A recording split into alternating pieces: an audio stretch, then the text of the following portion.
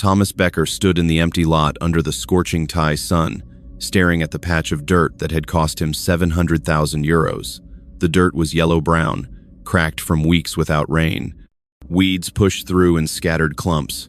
A rusted Pepsi sign leaned against a concrete post that served no purpose. Behind him, the ocean sparkled mockingly, the same ocean he'd imagined watching from the balcony of the guest house he'd thought he was building, the guest house that would never exist. In his hand, he clutched a folder of documents, permits, blueprints, contracts, bank transfer receipts, all fake, all worthless.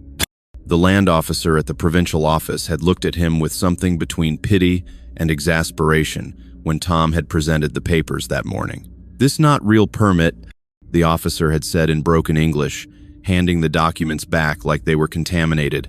"This land not for sale. Belong to government. You have problem, sir. Big problem." Tom was 64 years old. He'd worked for 40 years building a small manufacturing company from nothing, surviving recessions and competition, sacrificing weekends and holidays, watching his marriage crumble under the weight of ambition and exhaustion. He'd sold everything, the company, the house in Stuttgart.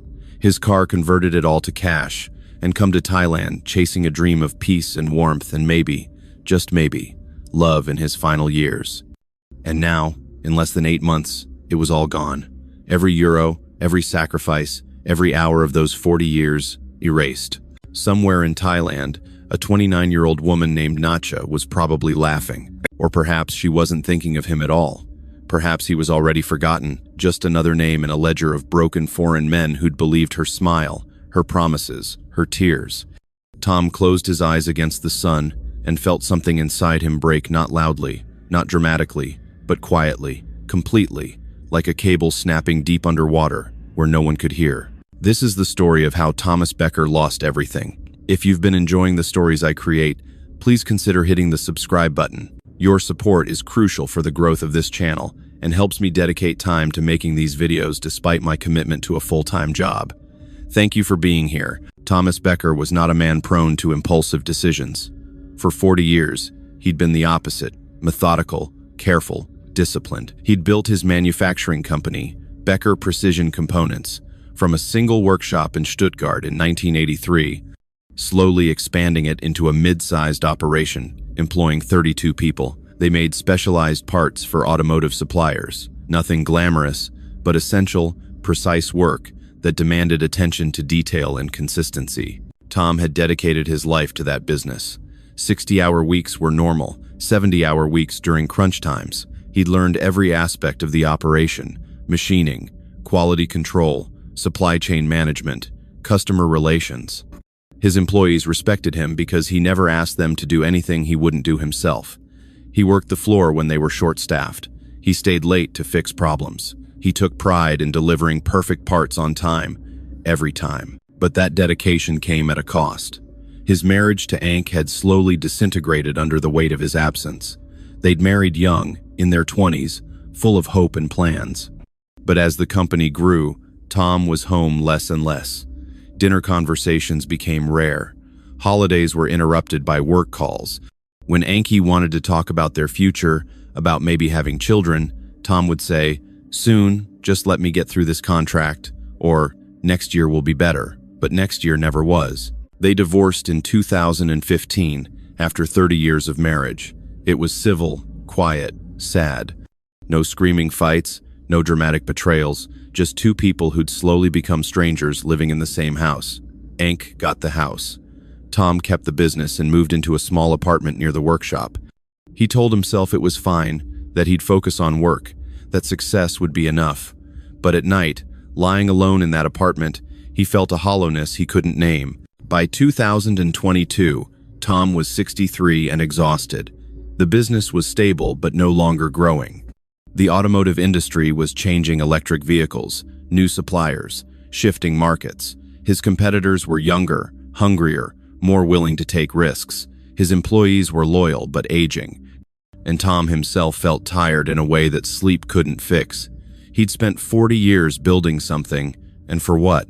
To work until he died? To retire alone in Stuttgart, watching TV in an empty apartment until his body gave out? One evening in March of 2022, Tom sat in his office after everyone had gone home, staring at a spreadsheet showing the company's financials. The business was worth approximately 720,000 euros. Not a fortune, but enough to live comfortably for the rest of his life if he was careful.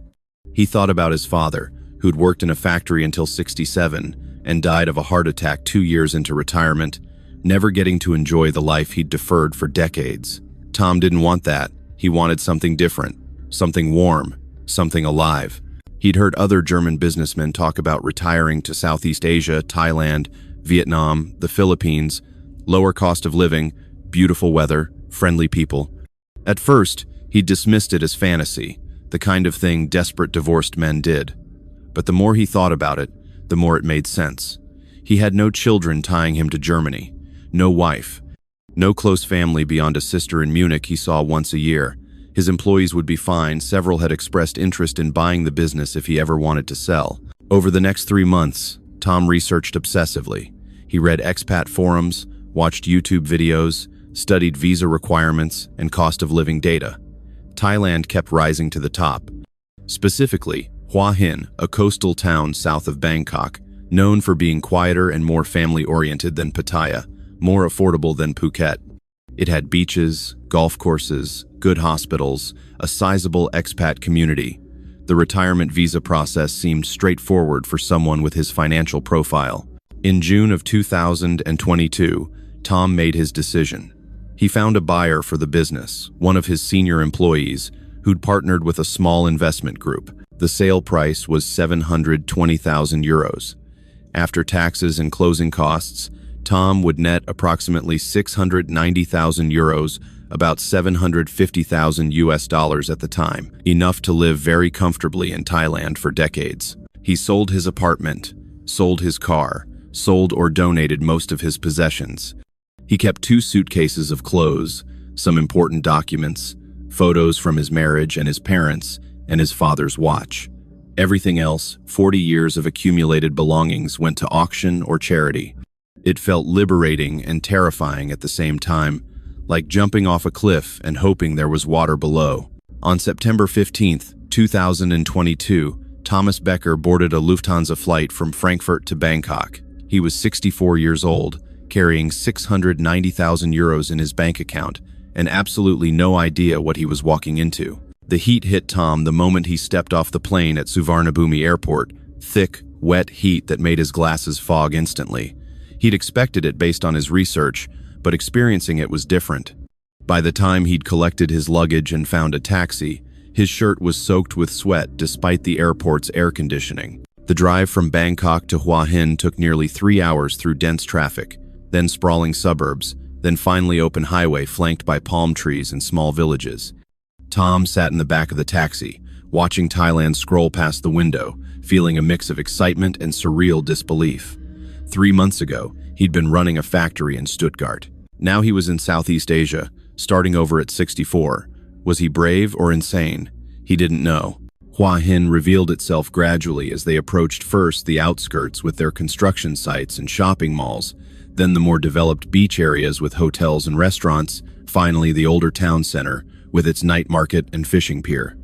Tom had booked a week at a boutique hotel called the Sea Breeze, a small property recommended on several expat forums as a good base while looking for permanent housing. The Sea Breeze was charming, only 12 rooms, arranged around a small pool and tropical garden. The building was painted pale yellow with white trim, very European in style. The staff greeted him warmly in decent English. A young woman at the reception desk checked him in with a professional smile, explaining breakfast times and Wi-Fi passwords. Tom barely registered her. He was too tired, too overwhelmed, too focused on just getting to his room and sleeping. That first week was a blur of adjustment. The time difference destroyed his sleep schedule. The food was alien, delicious, but spicy beyond anything he was used to. The traffic was chaotic, the language incomprehensible. He'd walk along the beach in the mornings, watching Thai fishermen and Chinese tourists, feeling deeply, profoundly alone. He'd come all this way, sold everything, and now he was just here, existing, without purpose or connection. But slowly, Hua Hin started to reveal itself as more than just a place. He found a German bakery that made decent bread. He discovered a quiet coffee shop with good Wi-Fi where he could sit and read. He joined a Facebook group for German expats in Hua Hin and attended a casual meetup at a beachside bar where he met other retired Germans, Austrians, and Swiss who'd made similar journeys. They swapped stories about visa agents, reliable mechanics, good hospitals, restaurants to avoid. It helped to know he wasn't completely alone in this transition. On his 8th day in Thailand, Tom returned to the sea breeze after a long walk along the beach. It was late afternoon, the sun starting its descent, painting the sky in shades of orange and pink. He was sweaty, tired, his feet aching. As he approached the reception desk to get his room key, he noticed the young woman working there was the same one who'd checked him in on his first day. But this time, he actually looked at her. She was around 30, he guessed. Petite, with shoulder-length black hair and delicate features. She wore the hotel uniform, a simple blue polo shirt and khaki pants, but somehow made it look elegant. What struck Tom was her demeanor. She wasn't overly friendly in the forced, transactional way he'd encountered at other hotels. She was calm, professional, with a quiet competence that reminded him of his best employees back in Germany. "Good afternoon, Mr. Becker," she said in clear English as he approached. "You enjoy your walk?" Tom was surprised she remembered his name. The hotel had a dozen guests. "Yes, thank you. The beach is very beautiful." She smiled, a small, genuine smile. "Hua Hin has best beach, not too many tourists like Phuket, more peaceful." She handed him his key. "If you need recommendation for restaurant or anything, please ask. I know many good place." "Thank you," Tom said, taking the key. He hesitated, then asked, "What is your name?" "Nacha," she said. "But everyone call me Bam. Is my nickname." "Bam," Tom repeated. It was a strange name to German ears, but pleasant somehow. "Thank you, Bam." "You're welcome, Kun Tom." She gave him a small Y, the traditional Thai greeting with pressed palms, and he awkwardly tried to return it, making her smile wider. That was all. A brief exchange, nothing more. But something about it stayed with Tom as he went to his room, showered, and lay down to rest. The way she'd remembered his name, the lack of pushiness or artificiality, the genuine smile. After a week of feeling invisible and disconnected, someone had seen him as a person, not just another foreign tourist. Over the next few days, Tom found himself timing his comings and goings to coincide with when Bam was working the reception desk. He'd ask her small questions: where to buy a local SIM card, which visa agent was reliable, whether the night market was worth visiting. She'd answer patiently, sometimes writing down addresses in Thai for his taxi drivers, occasionally recommending her personal favorites rather than tourist traps. "This restaurant very good," she'd say, marking a spot on his map. "My family go there for special dinner. Tell them Bam sent you, they give you good price." Tom went to the restaurant, a small family-run place specializing in southern Thai cuisine. The food was excellent, and when he mentioned Bam's name, the owner's wife smiled broadly and gave him extra portions, refusing to let him pay for dessert. It was a small gesture, but it made him feel less like an outsider, more like someone connected to the community, even tenuously.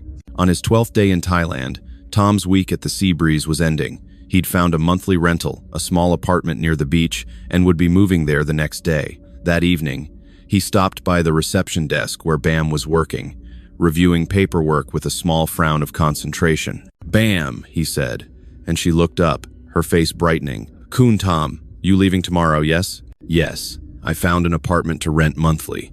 But I wanted to thank you for all your help this week. You made my arrival much easier." She waved her hand dismissively. "Is my job. I am happy to help." Tom hesitated, then made a decision that felt both natural and slightly terrifying. "Would you like to have dinner? As a thank you. There's a German restaurant I found, Schnitzel House. I thought maybe you'd enjoy trying European food." Bam's expression shifted surprise, then consideration, then something that might have been calculation. Though it passed so quickly, Tom couldn't be sure. Finally, she smiled. "That is very kind. I finish work at 7 o'clock. We can go then?" "Perfect," Tom said, feeling a flutter of something he hadn't felt in years. Anticipation? Hope? "I'll meet you here at 7. That dinner changed everything. The Schnitzel House was a small restaurant run by a German-Thai couple, serving reasonably authentic German food to homesick expats. Tom had eaten there twice already, finding comfort in the familiar flavors. When Bam arrived at 7, having changed from her work uniform into a simple floral dress, Tom felt a small jolt of nervousness he hadn't anticipated. They ordered. Tom got schnitzel with potato salad. Bam chose a curious combination of bratwurst and papaya salad, wanting to try German food but needing some Thai spice to make it complete, as she explained with a laugh. Over dinner, they talked. Really talked, in a way Tom hadn't with anyone in months, maybe years. Bam told him about growing up in a small town in Lopburi province, about 2 hours northeast of Bangkok. Her family wasn't poor, but they weren't wealthy. Her father worked in construction. Her mother sold clothes at a local market. Bam was the eldest of 3 children, and from a young age, she'd understood that education was her path out of provincial life. "I study very hard in school," she said, picking at her bratwurst with obvious uncertainty about how to approach it. "I want to go university in Bangkok, study hospitality management. My parents cannot pay, so I work in restaurant, in shop, save money. Finally, I get enough for university. 2 years at Assumption University, hospitality program." Tom was impressed. Assumption University was one of Thailand's better private schools. "That must have been difficult, working and studying." She nodded. "Very difficult. But I want better life. Not just for me, for my family too. My younger brother and sister, I help them with school money. Is Thai way elder child help younger children, help parents when they old?" Tom understood that. He'd helped his own sister through a difficult divorce years ago. Family obligation wasn't uniquely Thai, but there was something in the way. Bam talked about it, a quiet pride mixed with weight, the burden of being the responsible one, the capable one. He recognized it because he'd carried similar weight his entire life. The conversation flowed easily. Bam asked about Germany, about his business, about why he'd come to Thailand. Tom found himself being more honest than he'd intended. "I spent 40 years working," he said, pushing his food around his plate, "building something I thought mattered, but in the end, I was just alone. My marriage failed because I was never home. I have no children. My employees are good people, but not friends. One day I woke up and realized I'd sacrificed everything for a business, and the business didn't love me back." He laughed, but it sounded hollow. "That sounds stupid." "No," Bam said quietly. "Not stupid. Sound lonely." That word lonely hit Tom harder than he expected. "Yes," he said, "very lonely." Bam reached across the table and touched his hand briefly, just a moment of contact, but it sent electricity through him. "I understand lonely," she said. "I come to Hua Hin 3 years ago for job. I don't know anyone. My family far away. Every day, I smile at tourists, help them, make them happy. But at night, I go home to small room and I am alone. Sometimes I think, is this what I work so hard for? To be alone in different city?" They looked at each other across the table, 2 lonely people recognizing each other. Tom felt something shift in his chest, a crack in the armor he'd worn for years, letting in light he'd forgotten existed. After dinner, Tom walked Bam to her motorbike, a small old Honda Wave she'd bought used. She put on her helmet and smiled at him. "Thank you for dinner, Kun Tom. I enjoy very much. Perhaps we could do it again?" Tom asked, trying to sound casual despite his pounding heart. "If you're free sometime?" Her smile widened. "I would like that. You have Line app?" Line was Thailand's ubiquitous messaging app. Tom had downloaded it but barely used it. Bam showed him how to add her as a contact, and just like that, they were connected. Over the next 2 weeks, Tom and Bam saw each other regularly. She'd finish her shift at the hotel, and they'd meet for dinner, or drinks, or walks along the beach.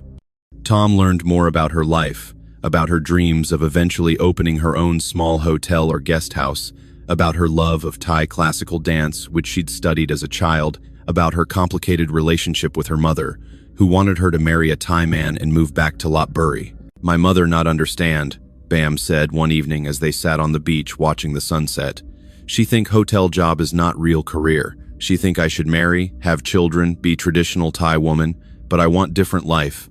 I want to build something myself, have independence." Tom understood that desire completely.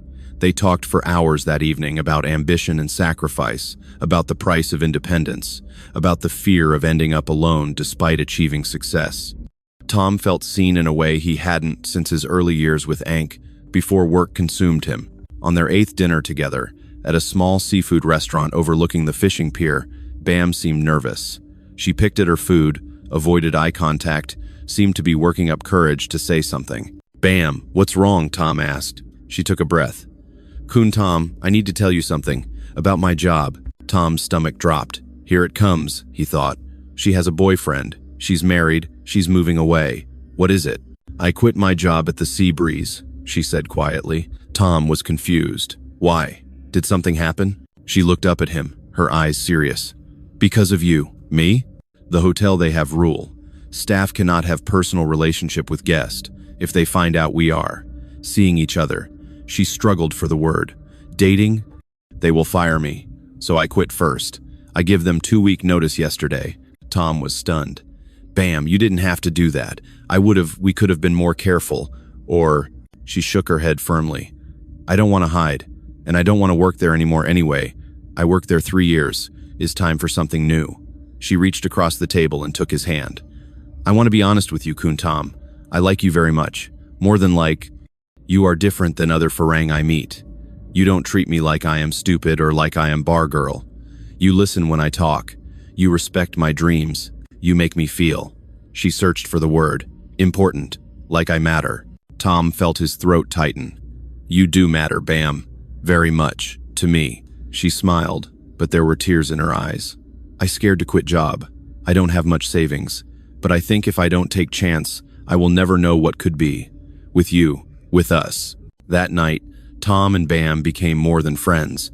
She came back to his apartment, and they made love tender, hesitant, both of them vulnerable in ways they hadn't been with anyone in years. Afterwards, lying in the darkness with Bam's head on his chest, Tom felt something he'd thought was dead forever. Hope. Not just for himself, but for a future that included another person. A partner. Maybe even love. He should have known it was too good to be true. Over the following weeks, Tom's life in Hua Hin transformed from solitary survival to something resembling happiness. Bam was looking for new work, applying to several hotels and a few real estate companies that catered to foreign buyers. In the meantime, she spent most of her free time with Tom. They'd explore the area together, driving to nearby beaches, visiting night markets, discovering small restaurants and hidden temples. Tom found himself falling for her, not in the desperate, grasping way of a lonely old man, but in something that felt genuine, built on actual compatibility. They made each other laugh. They had similar values around work and ambition. They could sit in comfortable silence or talk for hours. Bam cooked Thai food for him, teaching him to handle spice gradually, laughing when his face turned red from a particularly hot chili. Tom taught her some German phrases, which she'd practice with exaggerated precision, making him smile. The age difference, 35 years, was obvious but somehow didn't feel insurmountable. Yes, people stared when they walked together. Yes, Tom was sometimes self-conscious, wondering if others saw him as another deluded foreign man with a paid girlfriend. But Bam seemed genuinely uninterested in his money. She insisted on splitting dinner costs when she could afford to. She never asked for gifts or cash. She seemed content just being together. One evening in late October, about 6 weeks after they'd started dating, they were having dinner at Tom's apartment. Bam had made green curry from scratch, grinding the paste with mortar and pestle, carefully balancing the coconut milk and fish sauce. They ate on Tom's small balcony, watching the evening traffic and listening to the distant sound of waves. "I have idea," Bam said suddenly, setting down her fork. "What kind of idea?" She seemed nervous, excited. "I have dreamed for a long time. I tell you before, I want to open small guest house. Something small, maybe 6 or 8 rooms, near beach but not in tourist area. Quiet place where people come for peaceful holiday." Her eyes were bright as she talked, hands gesturing. "I know hospitality business. I work hotel for years. I know what guests want, what make them happy. And Hua Hin is growing more tourists every year, not just Thai but Chinese, European, everyone. Good time for small boutique property." Tom listened, intrigued. "That sounds like a good plan. Have you looked at properties?" "I look, yes, but I cannot afford. Small land near beach and good location is maybe 4 or 5 million baht, is too much for me."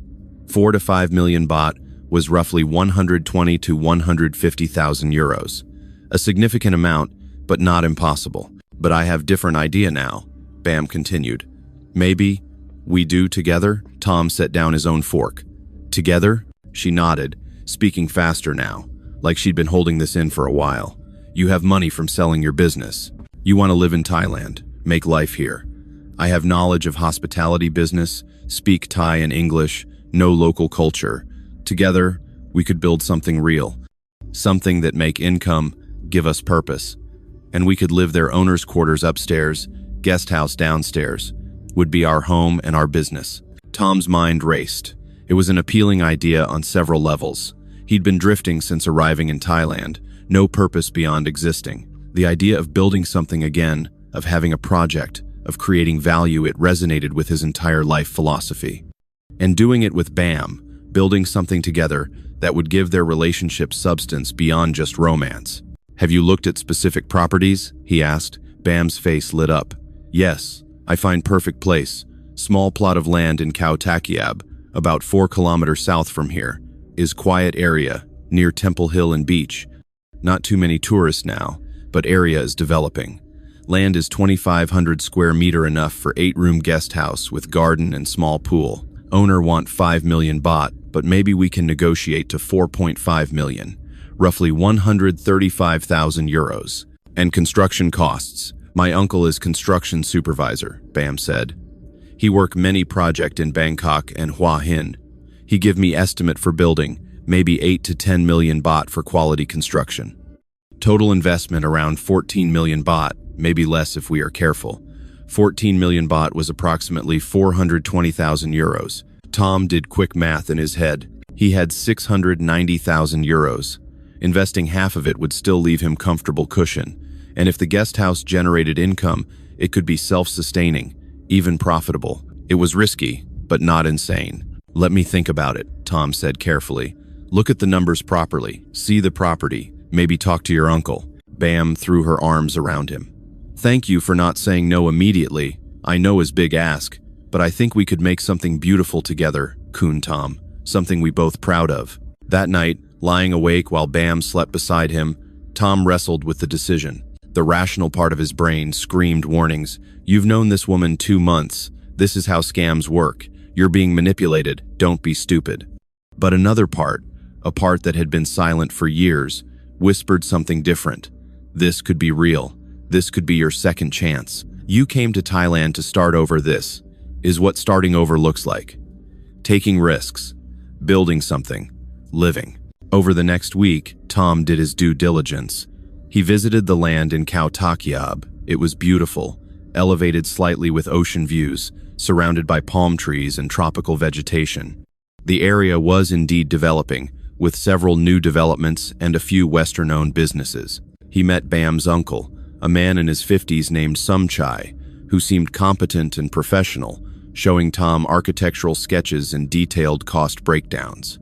Tom hired a German lawyer in Bangkok, who specialized in foreign property investments. The lawyer explained the restrictions: foreigners couldn't own land in Thailand, but they could own buildings on leased land, or own through a Thai company structure, or have a Thai spouse own the property with proper agreements. Since Tom and Bam weren't married, yet the word hung unspoken, the simplest approach would be to put the land in Bam's name, but structure the business as a partnership with clear written agreements about ownership percentages and profit sharing.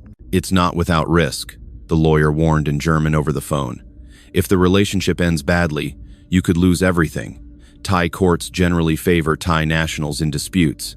But if you trust her, and you want to build something together, this is the standard approach. Many foreigners do it successfully. If you trust her.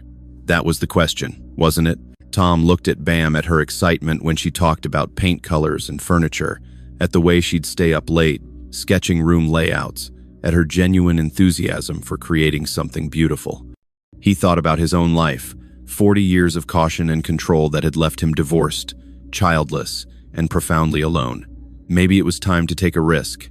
Maybe trust was worth the gamble. In mid-November 2022, Tom made his decision. He would invest 450,000 euros into the guest house project.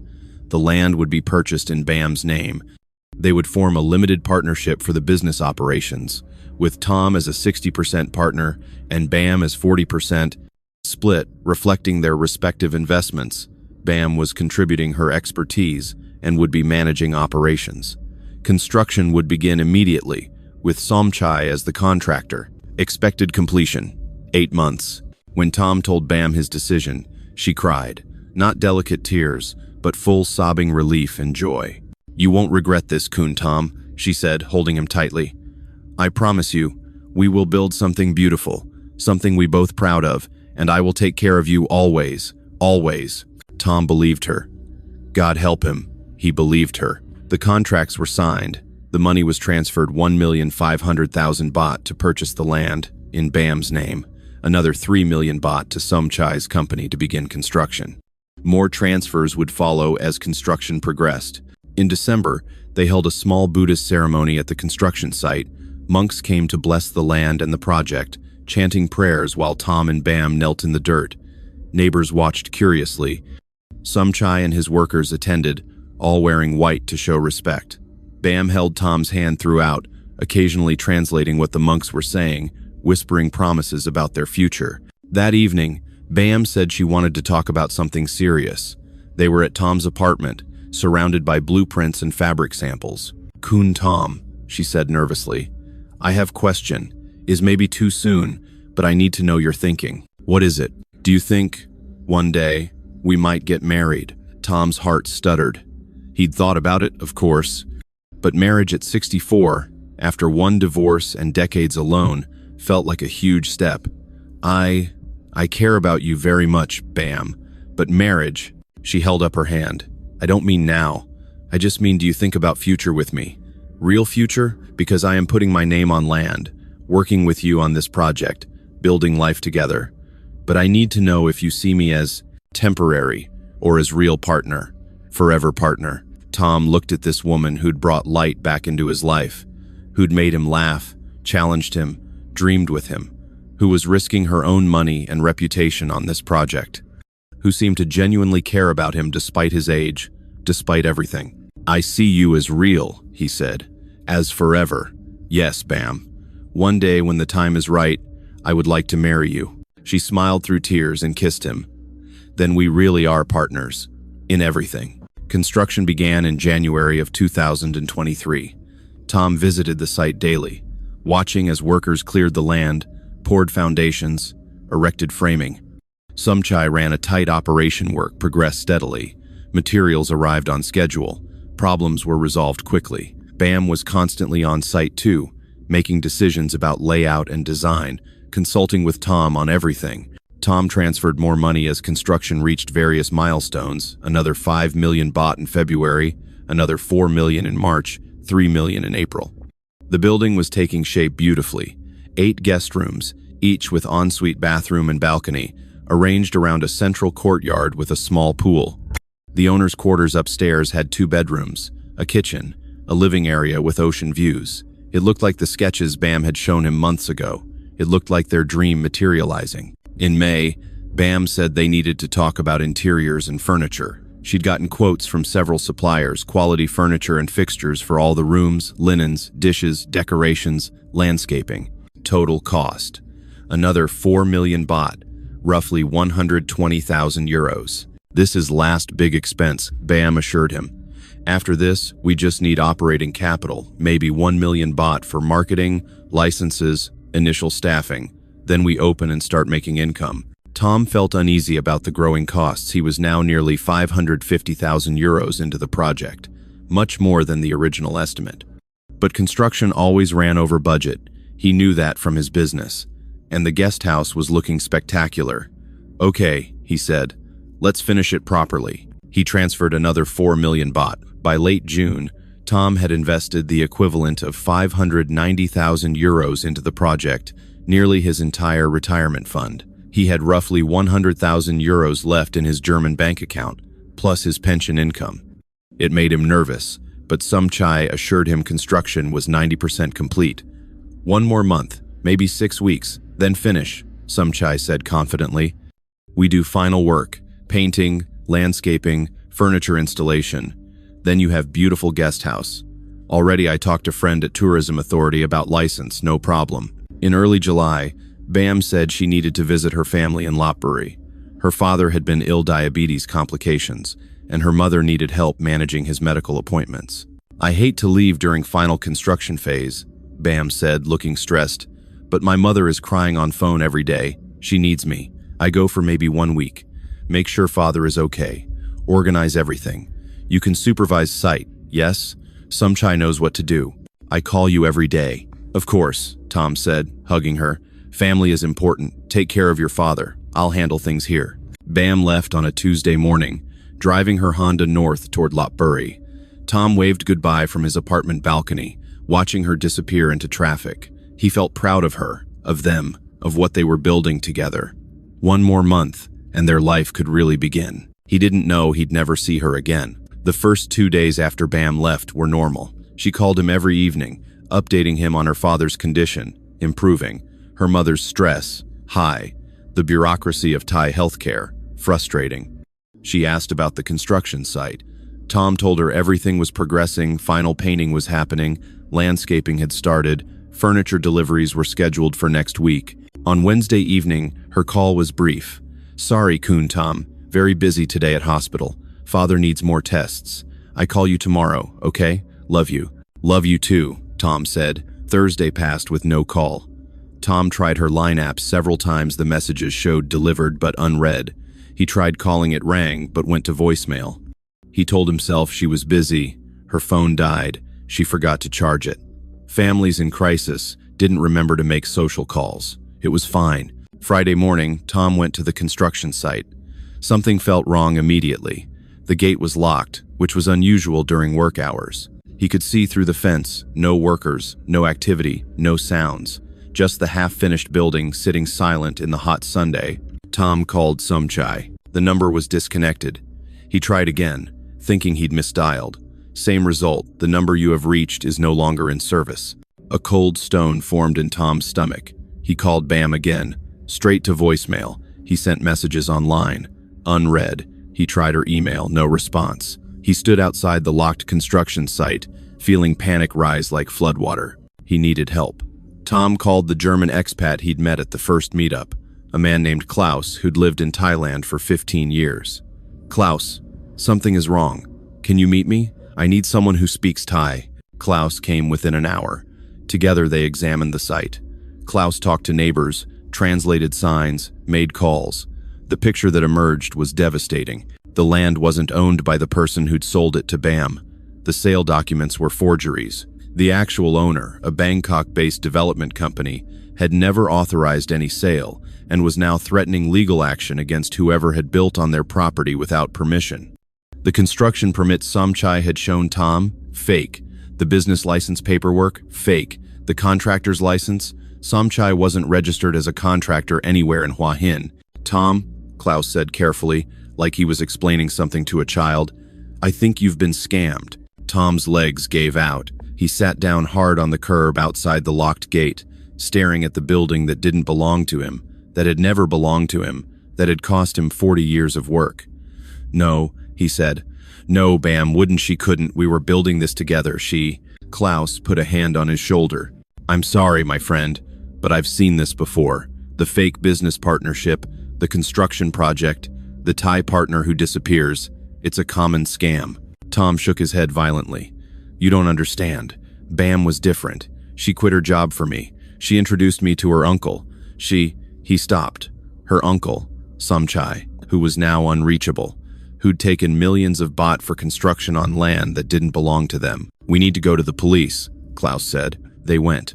The police station in Hua Hin was busy, chaotic. Everyone speaking rapid Thai. Klaus translated while Tom tried to explain the money, the land, the construction, Bam's disappearance. The officer listened politely, took notes, asked for documentation. Tom produced everything: contracts, bank transfer receipts, copies of the land documents, photos of the construction progress. The officer studied them, consulted with a colleague, made several phone calls. Finally, he spoke in Thai to Klaus for several minutes. Klaus turned to Tom, his face grim. "He says this is a civil dispute, not a criminal matter. You voluntarily transferred money to your girlfriend. You signed contracts putting the land in her name. The police can file a report, but they don't have jurisdiction over civil business disputes. But she lied. The documents are fake. The land wasn't hers to sell. More Thai conversation. Klaus. He says you need to hire a lawyer, file a civil lawsuit. But he's being honest with you, these cases are very difficult. The money is probably already gone, moved through multiple accounts. Bam is probably not even her real name. The uncle is probably in on it. They've done this before. Tom felt like he was drowning. How much money did I transfer total? They went back to Tom's apartment and went through his banking records. The final tally was devastating. Land purchase, 1,500,000 baht. Construction payments to Somchai, 15 million baht. 5 transfers. Furniture and fixtures, 4 million baht. Various smaller payments for permits, fees, deposits, 500,000 baht. Total, 21 million baht. At the exchange rate at the time, roughly 610,000 euros. Nearly everything Tom had. He had 80,000 euros left in his German account. His monthly pension was 2,000 euros. He'd lost everything else. That night, Tom sat in his apartment trying to process what had happened. He went through his phone, looking at photos of him and Bam smiling at restaurants, at the beach, at the construction site. He read through their line messages, thousands of them, full of endearments and plans and shared dreams. He looked at the contracts he'd signed, the blueprints for their future, the paint samples they'd chosen together. Had any of it been real? Had she ever cared about him at all? Or had every smile, every touch, every whispered, "I love you," been part of the script? Tom called the hotel where Bam had worked the Sea Breeze. The manager spoke decent English. "Bam? She quit 6 months ago, not 2 months like she'd told you. Left suddenly, said she was moving to Bangkok for family reasons. No forwarding address. Several guests asked about her. She was very popular. 6 months ago, before she'd met Tom, which meant the whole story about quitting because of hotel policy against dating guests a lie. She'd already quit, probably already planning her next target, him. Tom hired the German lawyer in Bangkok to investigate. The lawyer came back with more bad news. Nacha Ratnawong was probably not her real name. There was no record of anyone by that name graduating from Assumption University's hospitality program. The address she'd given was fake. Somchai was equally untraceable. The construction company didn't legally exist. The real owner of the land had filed a police report about the illegal construction. They were demanding the building be demolished. Tom tried to claim some ownership based on his investment, but his lawyer explained patiently, "You have no claim. The land was never legally purchased. The building was constructed without permits. You voluntarily gave money to your girlfriend. In Thai law, that's a gift, not an investment. I'm sorry, Herr Becker, but your money is gone." Tom spent weeks in a daze, barely eating, not sleeping, replaying every moment of his relationship with Bam, searching for the tells he'd missed, the lies he'd believed. The lawyer advised giving up. Even if you find her, even if you sue, getting money back is almost impossible. It's gone, moved offshore, or spent. You'd spend your remaining money on legal fees and get nothing. I've seen this happen to dozens of foreign men in Thailand. I'm sorry. In desperation, Tom hired a private investigator, a Thai man recommended by Klaus. The investigator worked for 3 weeks and presented his findings in early August. Nacha, if that was even her real name, had done this at least 3 times before. A British man in 2019 lost £170,000. An Australian in 2020 lost 220,000 Australian dollars. A Swiss man in 2021 lost 300,000 Swiss francs. All the same pattern: romance, fake business partnership, construction project, disappearance. She works with a network, the investigator explained. Different people play different roles. The uncle, the lawyer, the property seller, all working together. They target lonely retired men with money. The romance makes you trust. The business partnership makes you invest. By the time you realize what's happening, they're gone. The investigator had found photos of Bam on a Thai social media platform under a different name at nightclubs, expensive restaurants, wearing jewelry Tom had never seen, posing with other foreign men in various stages of their own betrayals. In one photo, she stood in front of a Mercedes-Benz, grinning widely, caption in Thai that roughly translated to "good investment." Tom stared at that photo for hours. The woman in it looked like Bam, same face, same smile, but she looked different somehow, harder, colder. Like a mask had been removed and the real person underneath was finally visible. A person who'd looked at Tom and seen not a human being but a number, a target, a stupid, lonely old man ripe for exploitation. By September of 2023, Tom had accepted the reality. The money was gone. Bam was gone. The dream was gone. He was 65 years old, in a foreign country, with 80,000 euros to his name and a pension that would cover basic living expenses but nothing more. The apartment he'd rented was too expensive now. He found a smaller place, a single room in an older building. No view, shared bathroom down the hall, 4,500 baht per month, about 130 euros. It smelled like mildew and the previous tenant's cooking. Cockroaches appeared at night. The walls were thin enough to hear neighbors arguing, having sex, watching TV at maximum volume. This was his home now. He canceled his phone plan, switched to the cheapest prepaid SIM card. He stopped eating at restaurants, couldn't afford it. He bought food from street vendors or cooked instant noodles in the shared kitchen. He'd lost weight, his clothes hanging loose on a frame that seemed to be folding in on itself. The expat community tried to help. Klaus and others from the German group checked on him, brought him food, invited him to free events. But Tom couldn't stand the pity in their eyes. He knew what they were thinking. Another stupid farang, another victim, another cautionary tale to tell newcomers. He stopped attending meetups. One evening, an Austrian expat named Friedrich visited Tom's room, bringing beer and fried chicken. Friedrich was in his 70s, had been in Thailand 20 years, had weathered his own scams and losses. "You can't let this destroy you," Friedrich said, speaking German, sitting on Tom's thin mattress since there was no furniture. "Yes, you lost money. Yes, you were betrayed. But you're alive. You have your health. You have enough to survive. That's more than some. I worked 40 years for that money," Tom said quietly. 40 years. Sacrificed my marriage, my health, everything.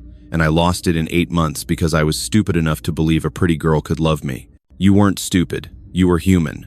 You wanted connection. That's not a weakness. That's what makes us human. Friedrich drank his beer, looked around the depressing room. "Listen, Tom, I know a German expat group that helps newcomers advice on visas, navigating bureaucracy, avoiding scams. They meet twice a month.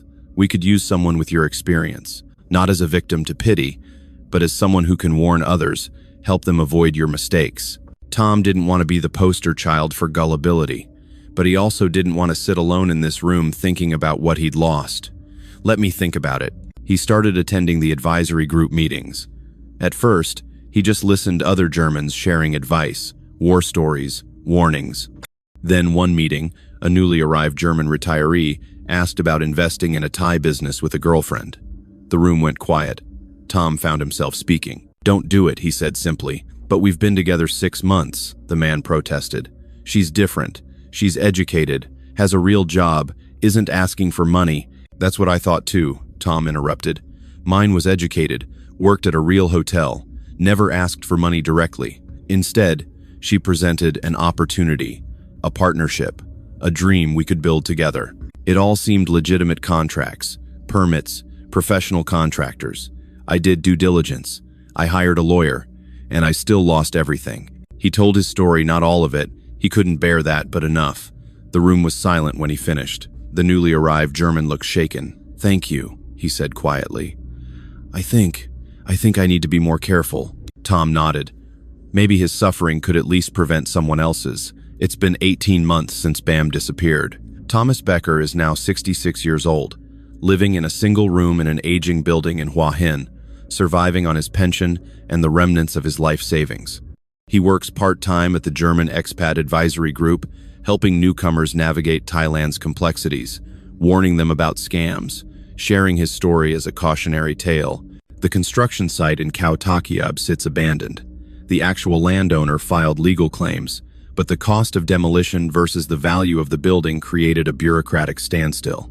It just sits there, slowly deteriorating, a monument to Tom's naivete. Sometimes he walks past it, though his friends tell him not to. He looks at the building that was supposed to be his future and feels nothing. The pain has dulled to a constant ache, like an old injury that flares up in bad weather. The police never found Bam. The money never came back. The lawyer bills consumed what little cushion Tom had left.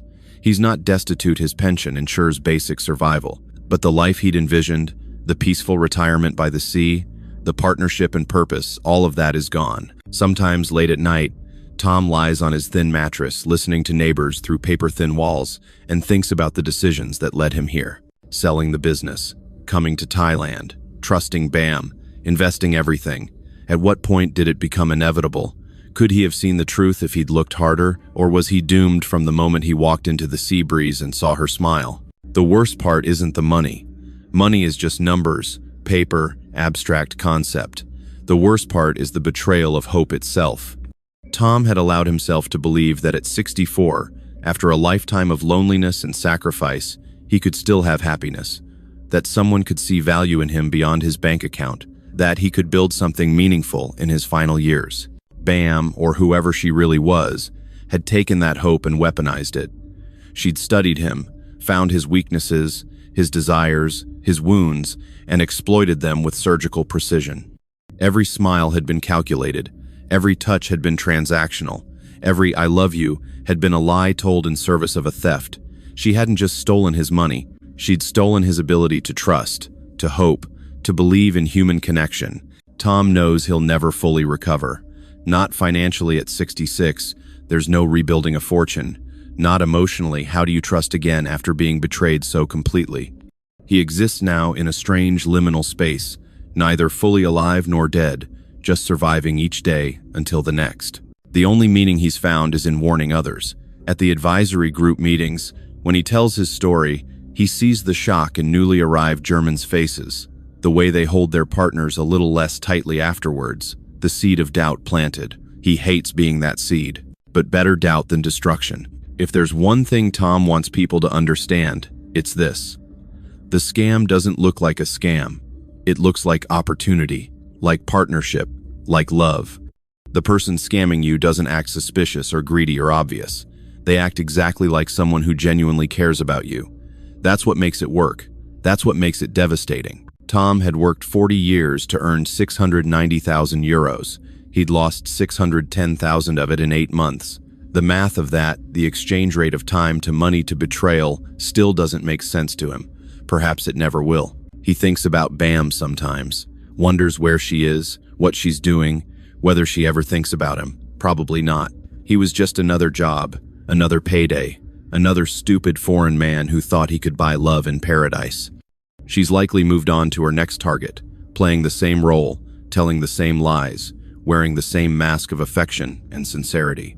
Tom hopes that man, whoever he is smarter than Tom was, that he sees through the performance, that he keeps his money safe, but Tom knows he probably won't. Because the scam is too good, too well crafted, too emotionally resonant.